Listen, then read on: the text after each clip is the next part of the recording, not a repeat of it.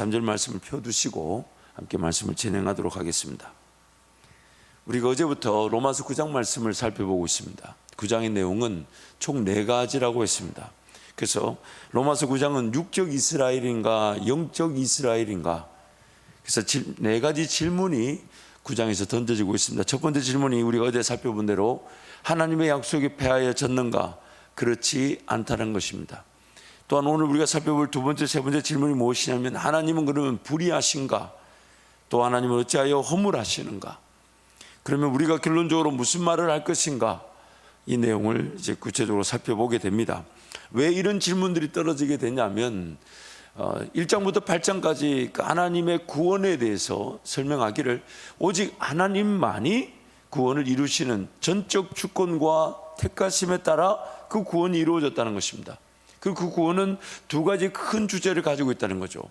자격이 없는 자들을 불러주시다 보니까 여전히 죄인이지만 하나님의 백성으로 의롭다고 칭하셨다는 그 칭의와, 또한 의롭다 칭함을 받은 자들은 이제부터 거룩하여 하나님을 닮아가며 하나님을 알아가며 하나님의 형상 안에 하나님이 담겨질 기회로서 구원 이후의 삶을 이제 살아가게 될 것이라는 겁니다. 그러다 보니까 그 구원 이후의 삶을 살아가는 자들을 위해서 하나님 예수 그리스도 오시기 전에는 율법이라는 걸 통해 그들의 죄인됨을 깨닫게 하시고, 마치 병이 들었는데 병든 줄 모르는 그들을 위해 병이 무엇인지를 진단해 주시고, 그리고 그 병의 진단을 받은 자들마다 철저한 고백, 이 병에 걸린 나 예수가 아니면 살아날 수 없더라는 것입니다. 그래서 율법의 역할이 뭐냐면 병의 진단을 통해 예수께로 달려가게 만든다는 거예요. 예수께로 달려가서 예수 그리스도 의지하게 될 때 그때부터 생명의 성령의 법을 통해 죄와 사망의 법을 이겨내는 은혜를 우리가 누리게 되더라는 것입니다. 그래서 그 생명의 성령의 법이 우리를 죄와 사망에서 자유케 하고 해방시켜 줄 것이다, 성경이 이렇게 우리에게 약속하고 있는 것이죠. 그래서 그 로마서 1장부터 8장까지의 내용을 쭉 이어오면서 이제 질문을 던집니다. 그러면 예수님 오시기 이전에 하나님이 택하셨던, 아브라함을 통해 민족을 이루셨던 그 이스라엘 백성들, 유대인들은 어떻게 되는 것이냐? 왜냐하면 그들은 하나님을 섬긴다 했지만은 하나님의 뜻에 전혀 관계없는 자들, 예수님을 알아보지 못하고 예수님을 죽였지 않냐? 그러면 하나님의 약속이 실패한 거 아니냐? 폐하여진 거 아니냐? 라는 그 질문에 하나님의 약속은 그렇지 않다는 것입니다. 이스라엘 백성들 가운데서도 유대인들 가운데서도 지금도 예수 믿는 자들이 일어나고 있고 회복되고 있지만, 아브라함을 통해 하나님의 약속이 시작되었다 할지라도 그러나 그것이 육신으로 이어져 오는 그 민족적인 차원의 구원은 아니라는 것입니다.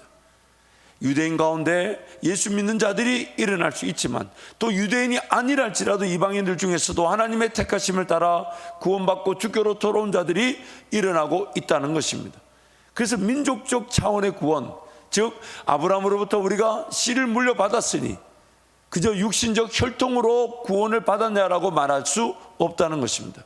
그래서 하나님의 약속은 폐하여지지 않았다는 겁니다.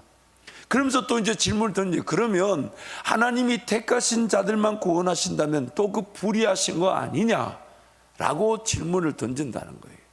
그래서 두 번째 질문, 하나님이 불의하신가? 하나님이 택하신 자들만 구원하신다면 그럼 택함을 받지 못한 자들은 지옥 가는 건 너무 불공평하지 않냐라는 질문을 던진다는 거죠. 우리 14절부터 18절 말씀 우리 함께 선포하겠습니다. 그런즉 우리가 무슨 말을 하리요? 하나님께 불의가 있느냐? 그럴 수 없느니라. 모세에게 이르시되 내가 긍휼히 여길 자를 긍휼히 여기고 불쌍히 여길 자를 불쌍히 여기리라 하셨으니, 그런즉 원하는 자로 말미암음도 아니요 다른 박질하는 자로 말미암음도 아니요 오직 긍휼히 여기시는 하나님으로 말미암음이니라. 성경이 바로에게 이르시되 내가 이 일을 위하여 너를 세웠으니 곧 너로 말미암아 내 능력을 보이고 내 이름이 온 땅에 전파되게 하려 함이라 하셨으니, 그런즉 하나님께서 하고자 하시는 자를 긍휼히 여기시고 하고자 하시는 자를 완악하게 하시느니라. 하나님이 불의하신가? 이 질문의 요지는 하나님의 전적인 택하심에 따라 구원을 얻는 것이라면 택함을 받지 못한 자들의 심판은 불공평한 것 아닌가 하는 것입니다. 그런데 답은 그럴 수 없다는 것입니다. 왜냐하면 하나님께서 긍휼을 베푸셔서 긍휼이 여기는 것이기 때문에 불공평한 게 아니라는 거예요. 하나님의 국률은 모든 사람이 죄 가운데 빠져 죽어가고 있는 중에 하나님께서 창조 전부터 계획, 선택하신 자기 백성들을 건져내신 것입니다. 모든 사람이 죽게 된 것은 그들의 죄로 인한 것이나 하나님의 국률은, 즉 그렇게 하지 않으셔도 되는데 굳이 다른 죄인들과 다를 바 없는 죄인들, 그러나 하나님만이 하시는 택한 자들을 구원하신 것이니까 하나님 불의하신 것이 아니라는 겁니다. 하나님의 택함과 국률이 없기 때문에 죄의 심판을 당하는 것이 아닙니다. 자기 죄로 그들은 심판을 당하는 것입니다. 하나님께서 이스라엘 백성들을 구원하시기 위해 바로의 제약과 완악함을 이용하셨을 때 하나님께서 바로를 완악하게 만드셨기 때문에 바로가 그렇게 된 것이 아니라 바로의 죄로 인해 하나님의 완악하게 하신 것은 정당한 죄의 대가이자 심판이었습니다. 바로 그 왕이 하나님 앞에서 쓰임을 받아 어떻게 해요? 악인으로 쓰임 받았죠. 이스라엘 백성들 구원하는 일에 도구로 쓰임 받았죠. 그래서 바로는 원래 완악하고 강팍했습니다. 그러나 하나님은 그 더 완악하게 하셨고 더 강팍하게 하셨는데, 하나님이 바로를 더 완악하게 하시고 더 강팍하게 하신 것이 하나님이 그렇게 하셨기 때문에 바로가 완악하고 강팍한 게 아니라 바로의 죄의 대가라는 겁니다. 바로의 죄의 대가라는. 그리고 하나님은 그 상황을 이용하셔서 이스라엘 백성들을 구원하시는, 영광을 받으시는 일에 더욱 도구로 사용하셨다는 겁니다.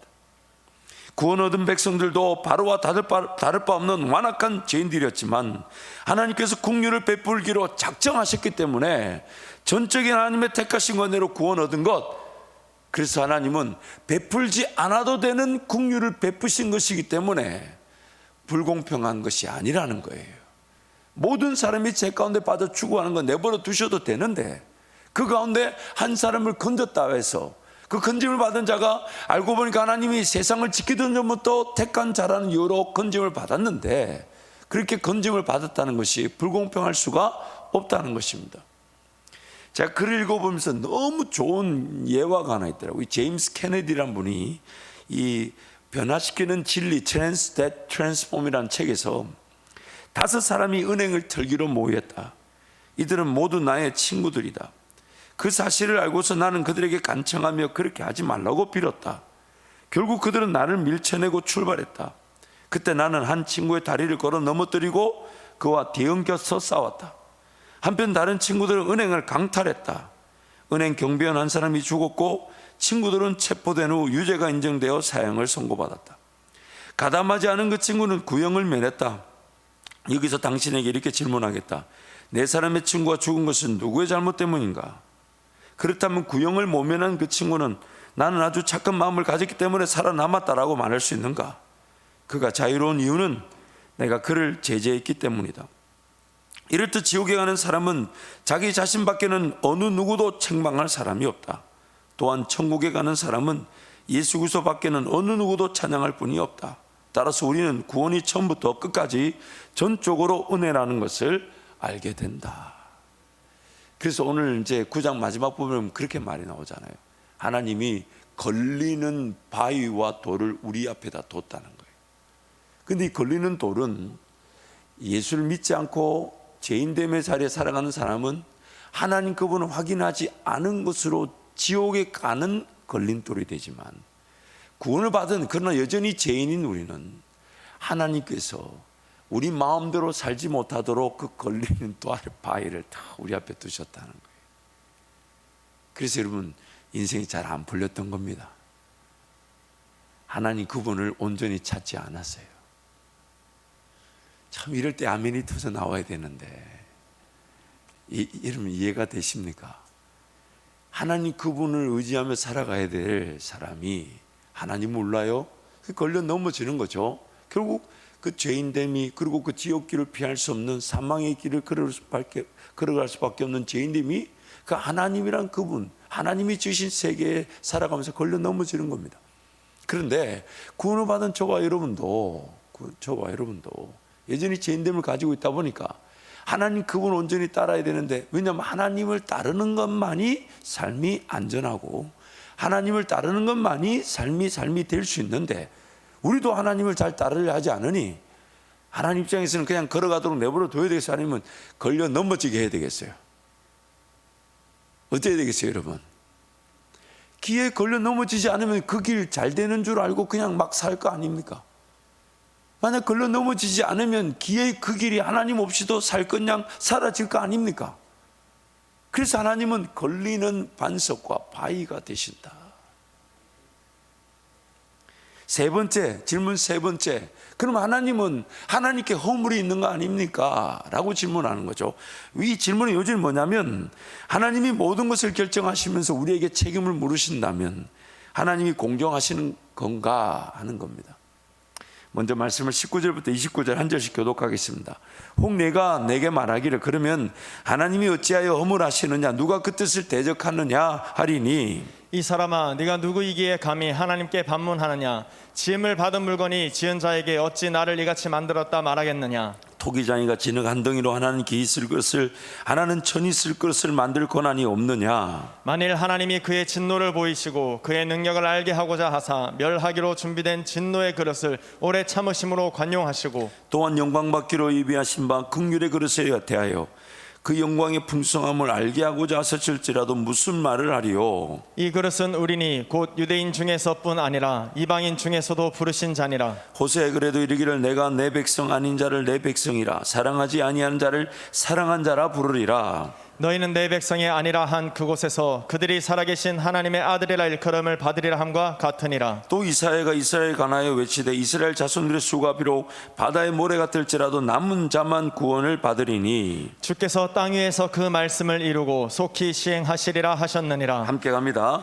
또한 이사야가 미리 말한 바 만일 만군의 주께서 우리에게 씨를 남겨두지 아니하셨더라면 우리가 소돔과 같이 되고 고모라와 같았으리로다 함과 같으니라. 아멘. 그래서 두 번째 질문이 하나님 어찌하여 허물하시는가 하는데 이 질문의 요지는 하나님께서 모든 것을 결정하셔서 창조하셨는데 죄로 인해 타락하여 우리 죄인들이 육체 가운데 태어나 멸망을 당한다면 차라리 그런 세상을 짓지 말았어야 하는 거 아닌가? 라고 하나님께 반문한다는 겁니다. 이런 질문을 할 수 있는 존재라면 그가 던져야 하는 질문은 하나님과 다투는 질문이 아니라 자신의 피조됨을 인정하고 창조주 하나님을 인정하는 질문이어야 합니다. 지금 그 다툼의 요지가 뭐냐면 하나님 그분의 존재를 인정하기 싫으니까 만약 하나님의 살아계심이 분명하고 하나님의 창조가 분명하며 그는 그 창조 가운데서 자유의직 즉 자율적으로 하나님을 선택할 수 있는 권한을 받은 사람이 하나님을 선택하지 않고 자기 스스로가 자기 삶을 결정하는 것을 선택함으로 죄가 들어와 심판을 당하게 되어서 지옥 갈 뿐만 아니라 이 땅에서도 지옥 가는 인생처럼 살아가게 만들어진 것이라면 그 책임이 우리에게 있지 않고 차라리 짓지 말아야 되는 거 아니냐? 그건 책임을 묻는 게 아니라 그냥 회의적으로 같이 죽자는 거죠. 지음을 받은 자가 창조주 하나님을 인정하지 않으려고 하다 보니 존재 증명 자체를 거부하는 어리석은 질문을 하는 겁니다. 마치 삶은 이미 살기로 이렇게 돼 있는데 내가 내 삶을 모르네. 그리고 내가 열심히 살아본들 내 길이 아닐 수 있고 또한 내가 최선을 다해본들 하나님의 목적이 있다는데 나는 그 목적을 모르니 방황할 수 있고 그러면 안 사는 게 좋겠다 라고 말하는 것과 같다는 거예요. 피조물이 창조주 하나님을 인정하지 않는 모든 질문은 다 이처럼 어리석습니다. 그래서 이사야 45장 7절 11절 함께 선포하겠습니다. 나는 빛도 짓고 어둠도 창조하며 나는 평안도 짓고 환난도 창조하나니 나는 여호와라 이 모든 일들을 행하는 자니라 하였노라. 하늘이여 위로부터 공의를 뿌리며 구름이여 의를 부를지어다. 땅이여 열려서 구원을 싹트게 하고 공의도 함께 움돋게 할지어다. 나 여호와가 이 일을 창조하였느니라. 질그릇 조각 중 한 조각 같은 자가 자기를 지으신 이와 더불어 다툴진대 화 있을진저 진흙이 토기장이에게 너는 무엇을 만드느냐 또는 내가 만든 것이 그는 손이 없다 말할 수 있겠느냐. 아버지에게는 무엇을 낳았소 하고 묻고 어머니에게는 무엇을 낳으려고 해산의 수고를 하였소 하고 묻는 자는 화 있을진저 이스라엘의 거룩하시니 곧 이스라엘을 지으신 여호와께서 이같이 이르시되 너희가 장래일을 내게 물으며 또 내 아들들과 내 손으로 한 일에 관하여 내게 명령하려느냐. 우리가 그만큼 어리석습니다. 방금 읽었던 이사야 말씀처럼 좀 어렵고 힘들면 부모님한테 왜 나를 낳아가지고 이렇게 힘든 삶을 살게 하느냐? 여러분, 그 질문이 맞습니까? 그 질문이 맞습니까? 자기 어리석음을 자기 스스로 드러내는 어처구니 없는 일이죠. 하나님께서 더욱 영광을 받으시기 위해 창조하셨고 사람을 지으셨습니다. 그런데 그 사람이 하나님과 동행하기를 거절하였습니다. 그래서 진노를 피할 수 없는 죄인이 되었습니다. 자기 죄로 인해 심판을 당하면서 차라리 세상이 없었으면 좋겠다는 식의 발언 자체가 죄에 주눌려 허무함과 무익함에 갇힌 죄인들의 모습입니다. 하나님의 창조를 탓하는 자들이 어떤 말을 하든 하나님께서는 영원 전부터 영원까지 사랑하기로 작정한 우리를 위해 세상을 창조하셨습니다. 어떤 핑계와 변명이 난무하든지 간에 하나님은요, 영원 전부터 영원까지 나를 사랑하기로 작정하셨기 때문에 그 사랑을 이루기 위해 세상을 지으셨습니다.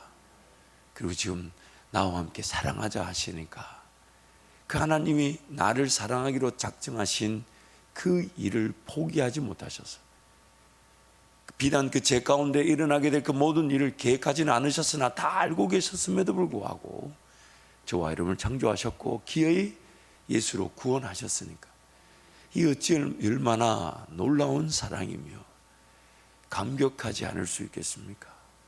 감사하지 않을 수 있겠습니까?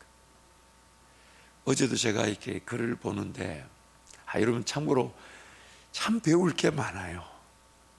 여러분, 정말 여러분이 담임 목사를 위해 기도 많이 해주셔야 되고 하나님께 감사할 것은 그 어마무지한 배움의 내용 중에 저와 여러분의 수준에 맞게끔 이렇게 정리가 된다는 건 한편으로는 안타깝고 한편으로는 대단한 실력이라고 보는데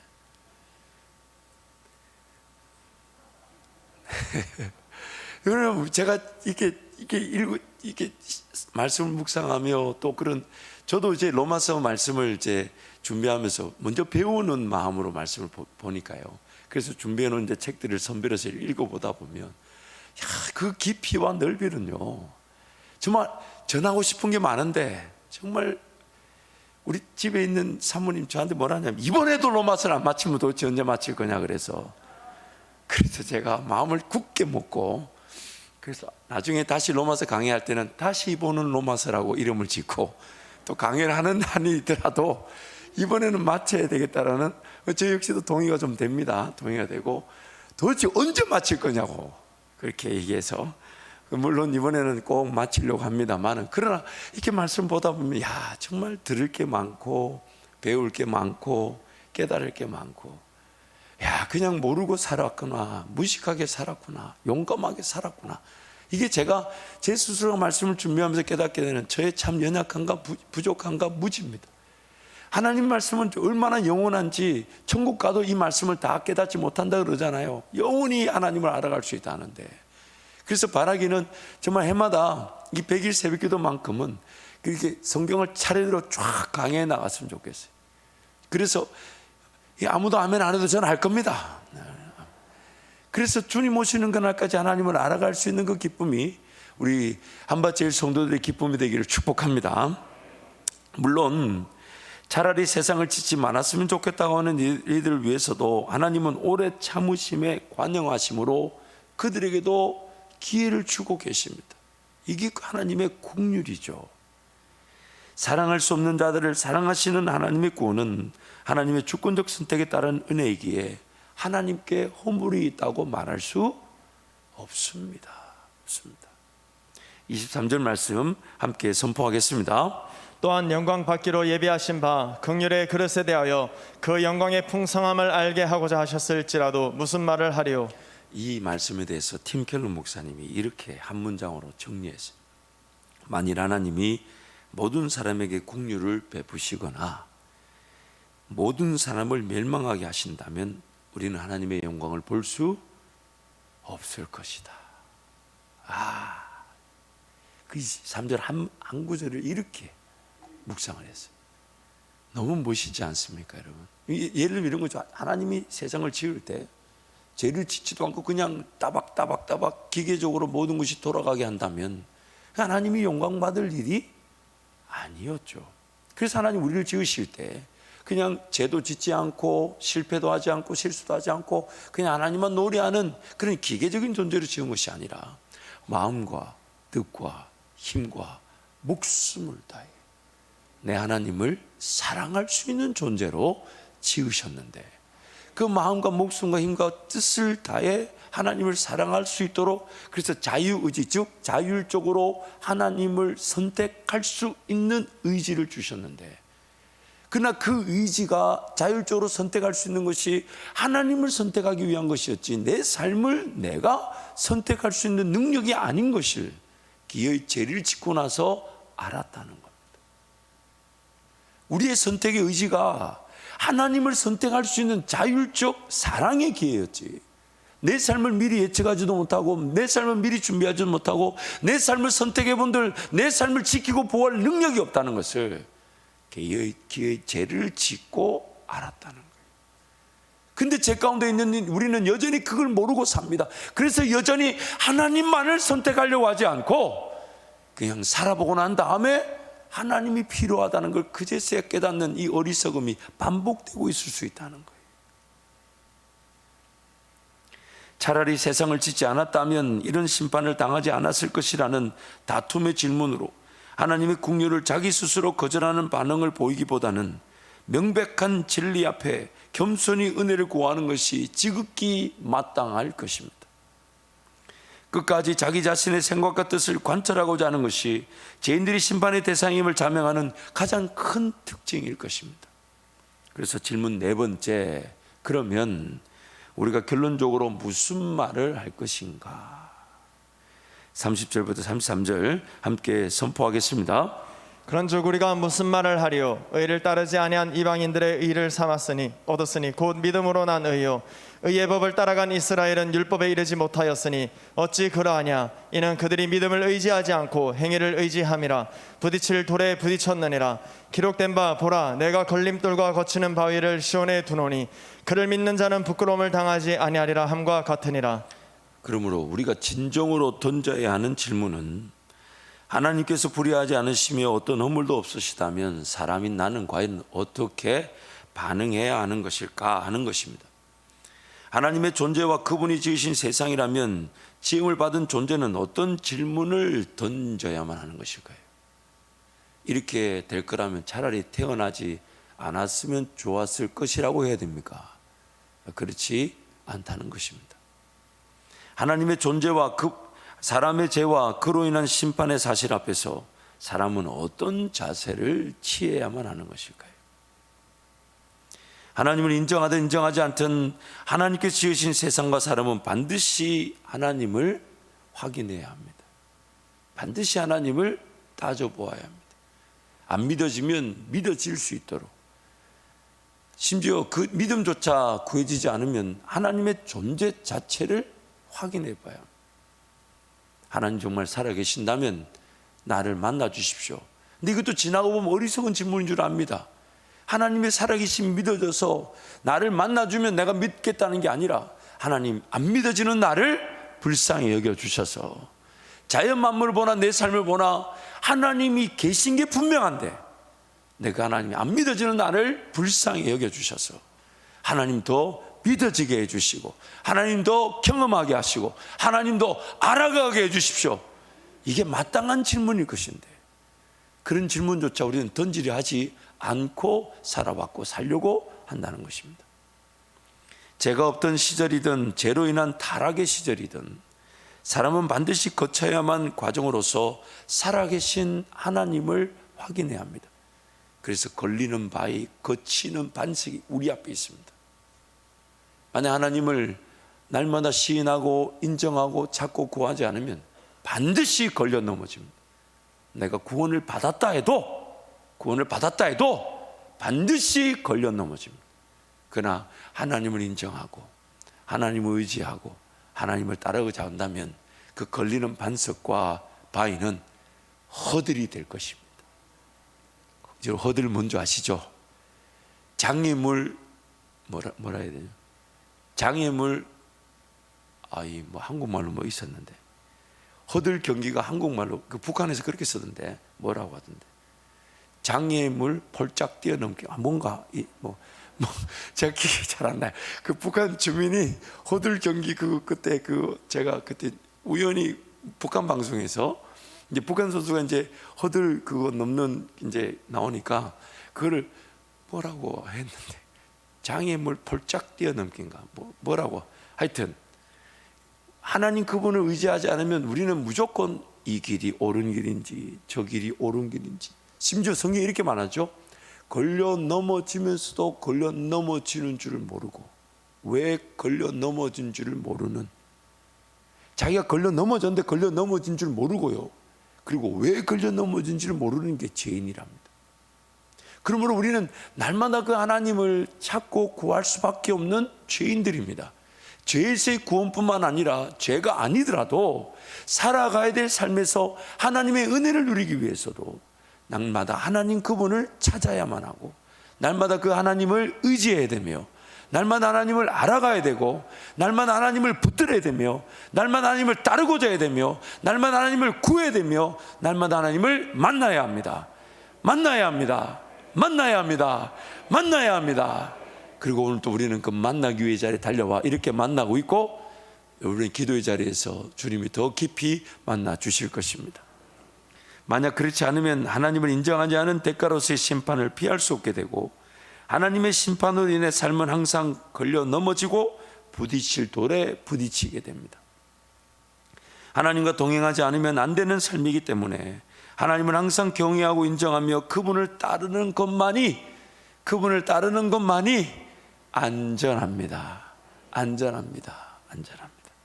구원 얻은 성도들이 종종 걸려 넘어지듯 실수와 실패를 경험하는 것은 사망의 길로 가지 못하게 하시는 그것도 하나님의 구원의 은혜인 것입니다.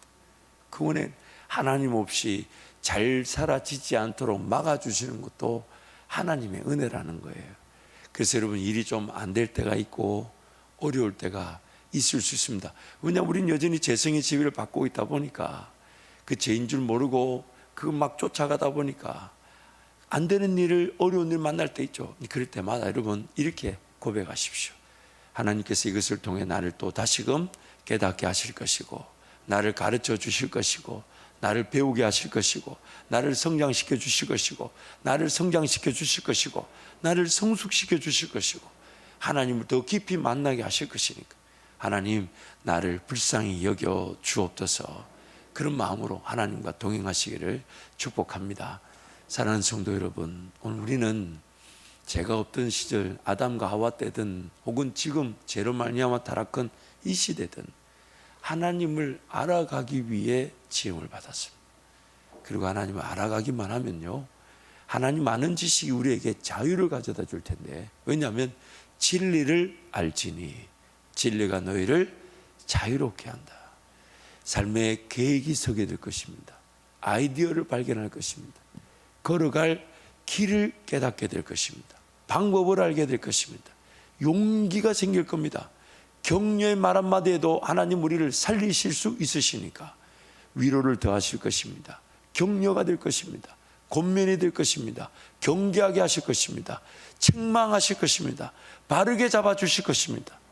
그래서 우리는 하나님을 알아가기 위해 지음을 받았고 하나님을 알아가기 위해 구원을 받았고 하나님을 알아가기 위해 지금 존재하고 있으며 하나님을 영원히 알아갈 기회로서 영원한 생명 즉 천국의 삶을 살아가게 되는 것입니다.